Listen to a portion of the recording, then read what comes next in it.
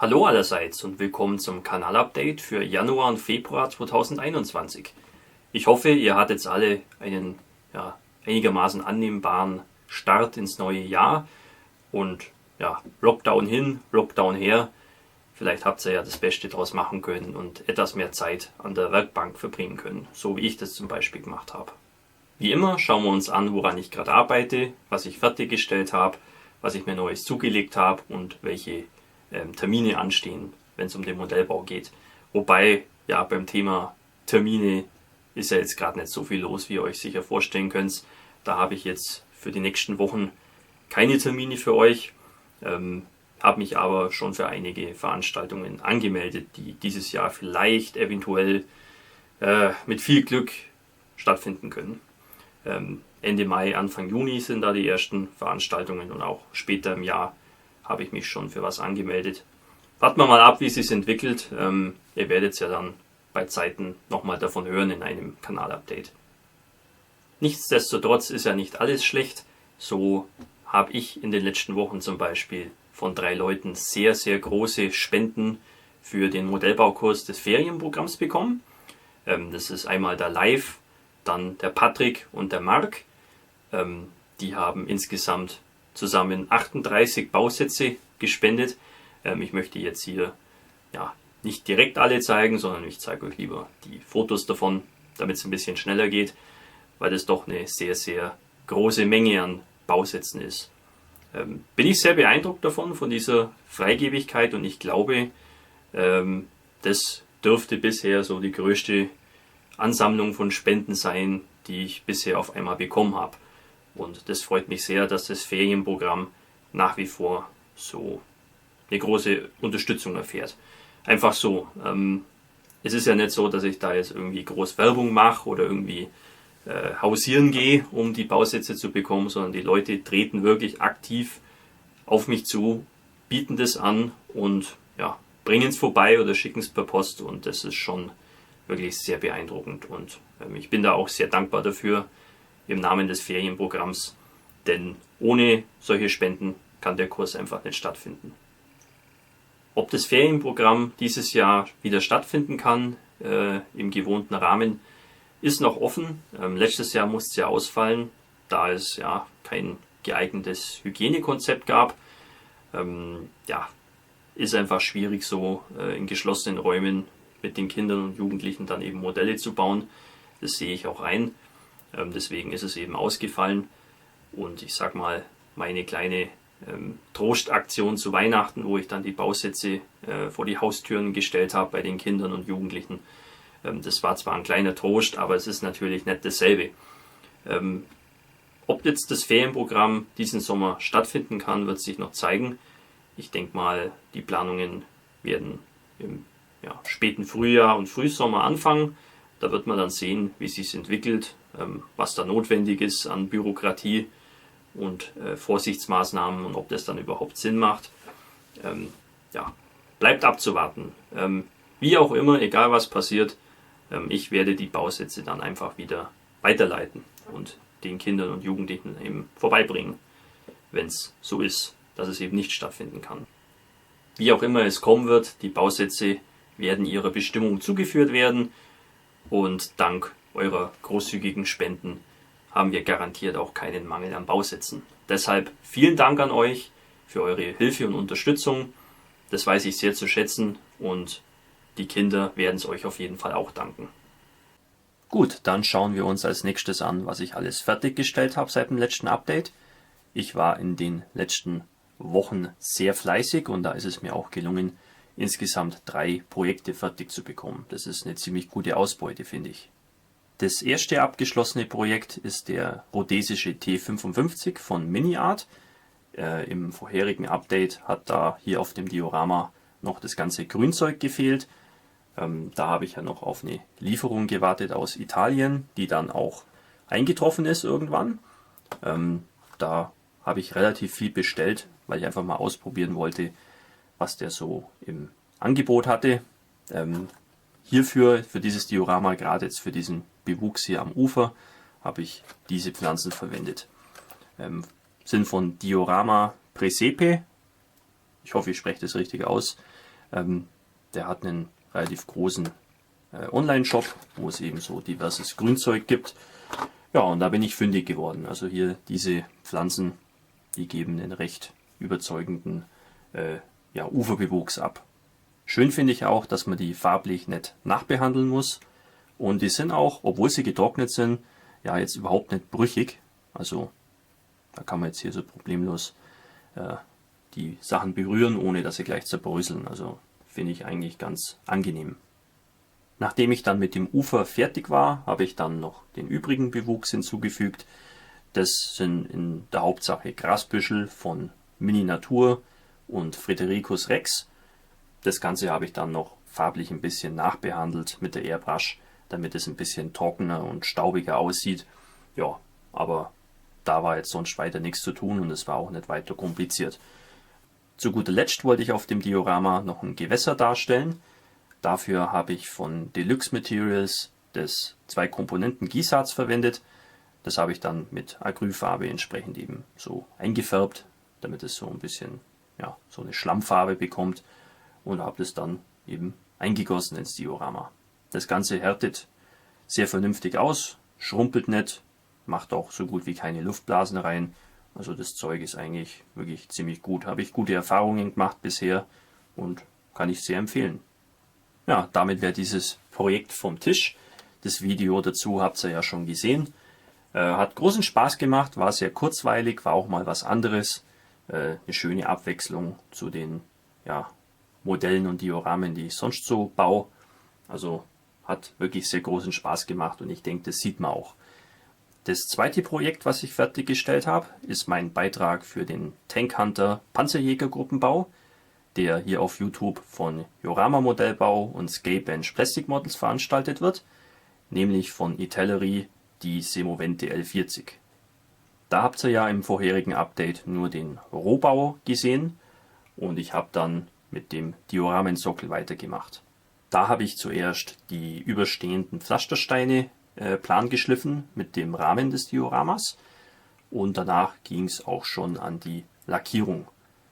Zuerst habe ich alles schwarz grundiert, dann habe ich die Mauer und die Straße mal so grob vorlackiert mit den entsprechenden Farben und dann die Pflastersteine noch so teilweise einzeln eben farblich ein bisschen abgesetzt.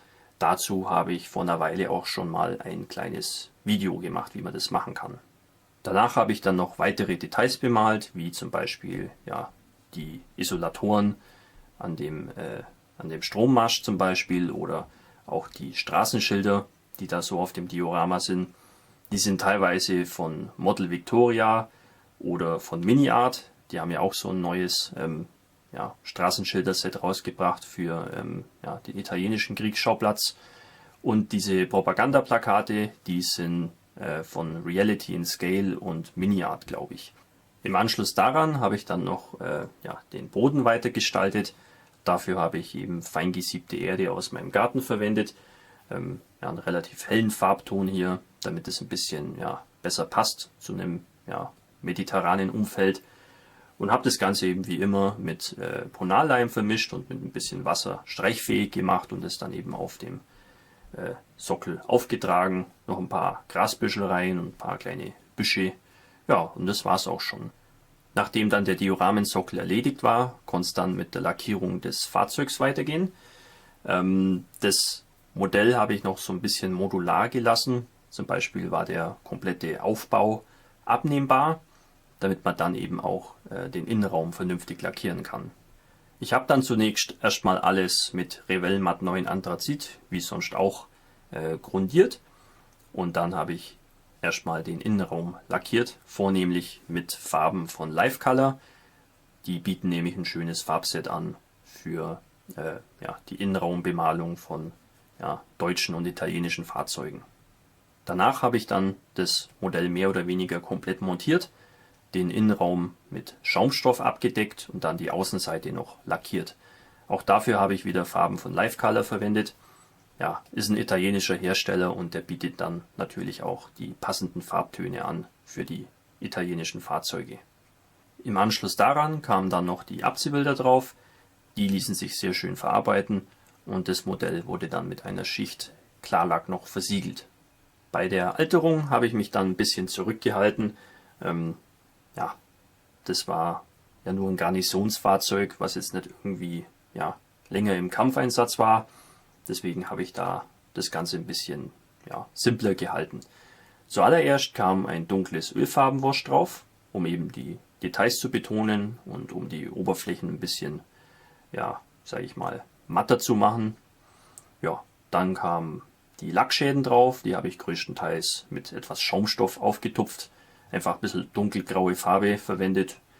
Das gibt einen schönen Kontrast, finde ich. Ja, und zum Schluss kamen noch ein paar Staubeffekte drauf. Dazu habe ich wieder dieselbe Erde-Holzleim-Wassermischung verwendet, die ich auch schon für die Bodengestaltung des Dioramas verwendet habe. Nur eben etwas stärker mit Wasser verdünnt. Zum Schluss habe ich dann noch die Figuren bemalt. Da kann ich eigentlich nicht viel dazu sagen. Das ging sehr zügig und sehr einfach vonstatten. Die Figuren von Model Victoria sind wunderbar detailliert. Da muss man eigentlich nicht viel zaubern. Insgesamt bin ich sehr zufrieden mit dem Ergebnis. Ist genauso geworden, wie ich es mir auch vorgestellt hatte. Also wirklich wunderbar.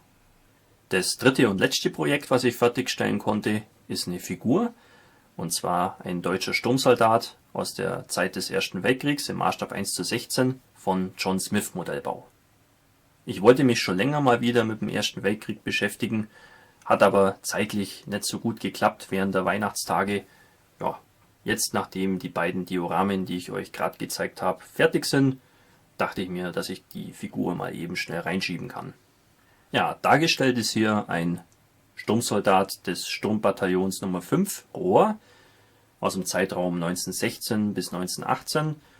Die Figur orientiert sich sehr stark an einem berühmten Foto, das kennt ihr bestimmt, müsste eigentlich in jedem Geschichtsbuch irgendwo drin sein. Ja, dieses Foto wurde sehr schön umgesetzt mit der Figur, finde ich. Also wirkt sehr naturgetreu. Ja, und die Qualität von der Figur ist ja auch der Hammer. Falls ihr euch noch erinnert, ich habe den Bausatz auch schon mal vor längerem in einem Video detailliert vorgestellt. Also wen das interessiert, der kann da noch vorbeischauen und sich da noch einen Eindruck verschaffen. Also der Zusammenbau war überhaupt kein Problem. Ich musste nichts spachteln oder so, alles passt perfekt zusammen. Ich habe nur den Kopf, die Hände und das Gewehr noch separat gelassen von der Figur, um das eben etwas leichter bemalen zu können. Fürs Gesicht und die Hände habe ich wieder Farben von Life Color verwendet, denen ihr Farbset zur Gesichtsbemalung finde ich ganz gut. Da komme ich ganz gut mit klar auf jeden Fall. Es gibt auch andere Farbsets von anderen Herstellern, die bestimmt auch gut funktionieren. Also ich persönlich komme mit den Farben von Life Color da ganz gut zurecht. Die feldgraue Uniform habe ich hauptsächlich mit Ölfarben schattiert. Das ist vielleicht ein bisschen oldschool so von der Technik her, aber ich finde für so relativ große Flächen funktioniert das ganz gut. Die kleineren Ausrüstungsgegenstände, wie jetzt hier zum Beispiel diese Säcke vorne für die Handgranaten oder auch die anderen Ausrüstungsteile, die habe ich mit Acrylfarben schattiert. Da habe ich meine selbstgebaute Nasspalette dafür und habe das ein bisschen geübt. Das ist so eigentlich die Technik, wie man es so gegenwärtig eben macht. Muss ich noch viel lernen, ist nicht ganz einfach, aber ich mache so kleine Fortschritte und man lernt es eigentlich nur, indem man es eben praktiziert. Der Figur liegt zwar ein Sockel aus Gips bei, aber ich habe mich dazu entschieden, meinen eigenen Sockel zu bauen, hauptsächlich deswegen, weil ich möchte, dass meine Dioramen und Figuren so von der Optik eher einen einheitlichen Sockel haben. Der Sockel besteht wie sonst auch aus einem Holzklotz, der außen mit Balsaholzplatten verkleidet wurde. Innen drin wurde dann mit Styropor aufgefüllt und das Gelände wurde mit Modelliermasse und Erde aus meinem Garten eben gestaltet. Wie man auch sehen kann, hier für diese Schlammeffekte, vor allem hier am Rand oder rund um die Fußabdrücke, da habe ich die Erde noch mit ein bisschen dunkler Ölfarbe so getüncht. Das kurze Präsentationsvideo über die fertiggestellte Figur habe ich noch nicht veröffentlicht. Das wird aber das erste Video sein, was ihr jetzt nach diesem Update dann zu sehen bekommen werdet. kommen wir nun zu den Projekten, die ich so in Arbeit habe. Hier seht ihr mein Diorama zum englischen Bürgerkrieg. Ich weiß, ich nerv den einen oder anderen schon langsam damit. Das Projekt zieht sich bestimmt schon bald 2 Jahre in die Länge. Aber was soll's. Manchmal muss das Ganze vielleicht gedanklich noch ein bisschen nachreifen, bis man dann endlich weiß, was man tun will. Und das ist mir jetzt, glaube ich, auch gelungen. Wie angekündigt im letzten Update habe ich einen neuen Sockel gebaut. Das Ganze gefällt mir so wesentlich besser. Ich möchte hier nämlich einfach eine Artilleriestellung bauen, wie ich es eigentlich auch von Anfang an vorhatte. Aber jetzt weiß ich auch, wie ich es wirklich ausgestalten will. Die wirklich zündende Idee hatte ich nämlich, als ich vom Tabletop-Miniaturenhersteller Warlord Games so ein Packungsbild gesehen habe, wo die eben so eine Geschützstellung eben darstellen und es sieht super geil aus. Und das hat auf jeden Fall bei der Entscheidungsfindung sehr gut geholfen. Und so in der Art möchte ich das dann auch hier bauen. Deswegen habe ich hier 2 Schanzkörbe von MMA aus Resin und hier so Erdwälle, die dann noch mit ein bisschen so Holzpalisaden und so verstärkt werden. Hier vorne kommen dann noch ein paar so angeschwitzte Pfähle rein oder spanische Reiter. Irgendwie so. Und hier hinten dann noch ein paar so Fässer für Schwarzpulver und so weiter. Ja, und bei den Figuren ist ja eine neue dazugekommen. Die habe ich mittlerweile zusammengebaut. Die ist von Crécy Models und stellt einen englischen Kavalleristen dar aus der Zeit. Und ich glaube, so macht die Figurengruppe ganz gut Sinn. Ja, eine Artilleriestellung so darzustellen, finde ich ganz spannend. So aus einer militärhistorischen Sicht heraus, wie hat man so Anlagen eben damals angelegt. Ja, und um das eben darzustellen, baue ich dieses Diorama. Und ich denke, wenn die Motivation so hoch bleibt, wie sie gerade ist, dass ich damit auch ganz gut vorankommen werde. Dann habe ich ja auch noch das T34 und Stuck 3 Diorama in der Mache, über das ich ja auch einen Baubericht mache. Da bin ich immer noch den 5. Teil des Bauberichts schuldig. Ich komme langsam voran mit dem Editieren und zurzeit schreibe ich den Text, den ich eben dazu erzählen möchte. Bin ich ehrlich gesagt momentan allerdings nicht so übermäßig motiviert. Ich möchte es aber bis zum nächsten Update eigentlich fertig haben. Weil so allmählich geht es mir selber auf den Sack, dass das nicht vorangeht damit. Trotzdem war ich nicht ganz faul in der Zwischenzeit. Ich habe die Figuren eben mit ihren Aufnahmen versehen. Da habe ich hier unten kleine Drahtstifte eingeklebt, damit ich das dann beim Lackieren ein bisschen besser handhaben kann. Und ich habe auch angefangen, hier das BMW-Motorrad zu lackieren. Das wurde erst schwarz grundiert und hat jetzt seinen panzergrauen Anstrich bekommen. Ja, habe ich auch gefilmt. Das ist dann praktisch der 6. Teil. Fange ich jetzt einfach mal an. Und nebenher wird dann irgendwann, hoffe ich doch mal, der 5. Teil des Bauberichts rauskommen, wo ich dann eben im Detail zeige, wie ich das Stuck 3 lackiert und gealtert habe. Mit meinem Großprojekt, nämlich dem K5E Eisenbahngeschütz von Dragon im Maßstab 1:35, bin ich auch ganz gut vorangekommen. Das ist ja ein Bodybuild, den ich zusammen mit Felis Barsinonensis mache, hier auf YouTube. Er baut den Trumpeter-Bausatz, ich baue den Dragon-Bausatz und dann vergleichen wir das Ganze immer, um eben zu sehen, welcher Bausatz wohl der interessantere ist. Ich habe jetzt hier die beiden Drehgestelle zusammengebaut und über die kleineren Probleme und Änderungen habe ich ja im 2. Update dieses Bodybuilds schon berichtet. Ja, insgesamt ist der Bausatz, dafür, dass er ein Dragon ist, eher mäßig. Details sind okay, Passgenauigkeit ist gut, aber es fehlt so ein bisschen der Kick, finde ich. Gerade die Unterseite ist halt gar nicht detailliert. Also wenn man das mit dem Trumpeter-Bausatz vergleicht, da sind hier alle möglichen Gestänge unten drin. Das fehlt hier halt komplett. Sieht ein bisschen aus wie so ein Playmobil-Zug. Ja, dafür sind halt alle sichtbaren Details schon vorhanden. Und ich finde, das reicht eigentlich auch Aber wie gesagt, es fehlt so ein bisschen das gewisse Etwas. Wie es jetzt damit weitergeht, damit habe ich mich jetzt noch nicht weiter befasst. Ich denke, ich werde als nächstes dieses ganze Mittelteil bauen. Ja, also die Rohrwiege und so weiter. Das wird ziemlich groß und sperrig werden. Da muss ich hier noch ein bisschen Platz machen, glaube ich, dass ich dann die einzelnen Baugruppen, die ich schon fertig habe, da irgendwie zwischenlagern kann. Dann habe ich auch noch was Neues angefangen, nämlich hier ein Diorama-Projekt mit einem ungarischen Panzer 38T an der russischen Südfront im Sommer 1942. Das ist ein Thema, mit dem wollte ich mich schon längst mal befassen und bin jetzt froh, dass es auch endlich mal klappt. Wie ihr sehen könnt, bin ich damit schon relativ gut vorangekommen und ich denke auch, dass ich, wenn ich jetzt da dran bleibe, das bis zum nächsten Update auch fertigstellen kann. Aber ja, warten wir mal ab, wie es kommt, wie schnell es gehen wird. Momentan bin ich noch guter Dinge. Der Bausatz des 38T kommt von Hobbyboss, ist aber eigentlich der alte TriStar-Bausatz, den Hobbyboss wieder aufgelegt hat. Die Firma TriStar gibt es ja leider nicht mehr, das finde ich sehr schade, weil denen ihre Bausätze fand ich eigentlich durchweg alle sehr, sehr schön. Und die waren auch preislich ziemlich attraktiv. Also wirklich schade, dass die nicht mehr gibt, aber andererseits Hobbyboss hat das Ganze wieder zurückgebracht auf den Markt. Und dafür bin ich sehr dankbar. Der Zusammenbau lief ohne größere Probleme ab. Es passt alles perfekt zusammen. Man muss nichts spachteln, man muss nichts schleifen. Details sind super. Also ich mag den Bausatz wirklich sehr, sehr gern.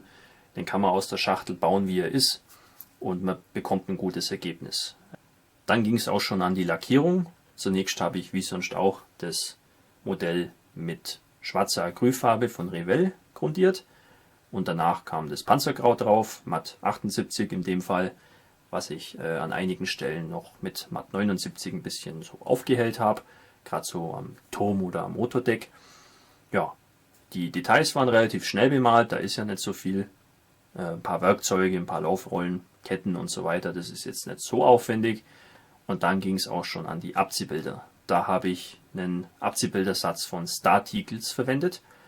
Die ließen sich auch recht gut verarbeiten, bloß stört mich, dass diese Abziehbilder sehr dick sind. Und das sieht man vor allem hier am Turm, an der Turmnummer.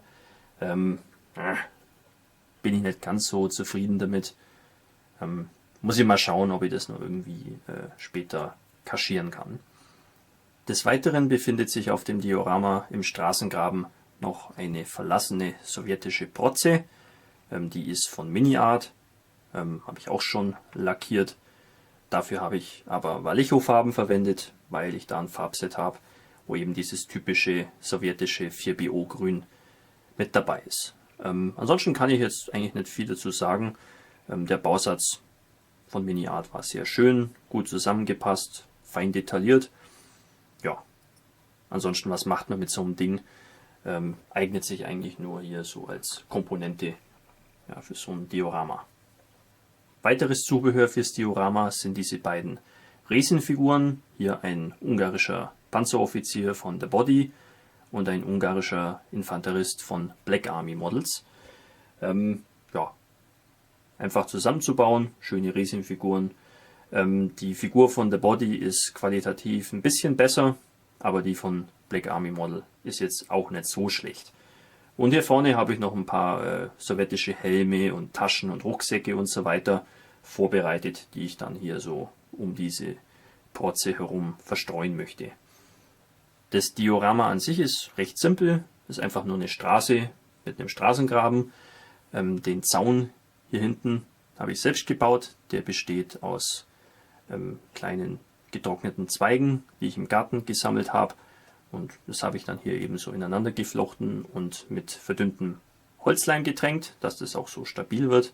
Und der Baum hier hinten, der ist von Mini Natur. Gut, dann schauen wir uns als nächstes an, was ich mir so alles an Bausätzen zugelegt habe seit dem letzten Update.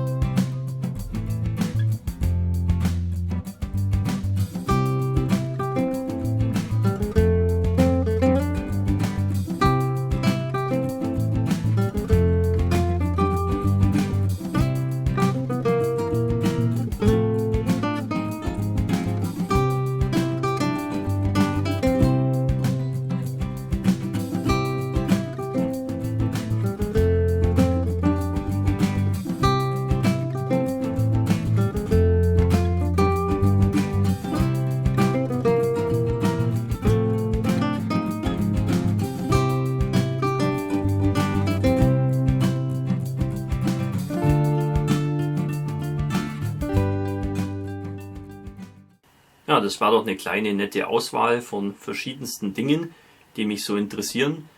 Zum Beispiel der Stackhound von Itellary ist ein interessanter Bausatz. Da habe ich schon mal die Tamiya-Variante davon gebaut und fand das Modell ganz schön.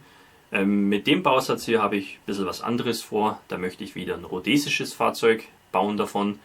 Ja, dann der neue Crusader von Border Model. Ganz interessant, musste ich haben. Ich warte ja schon länger auf einen neuen Crusader-Bausatz. Wobei ich ein bisschen enttäuscht bin von dem Bausatz. Hätte ich ein bisschen mehr erwartet. Aber ja, ich hoffe, dass ich Zeit dafür habe, dass ich den Bausatz mal in einem Video näher vorstelle, weil ich denke, das ist ganz interessant, was ich da zu sagen habe dazu.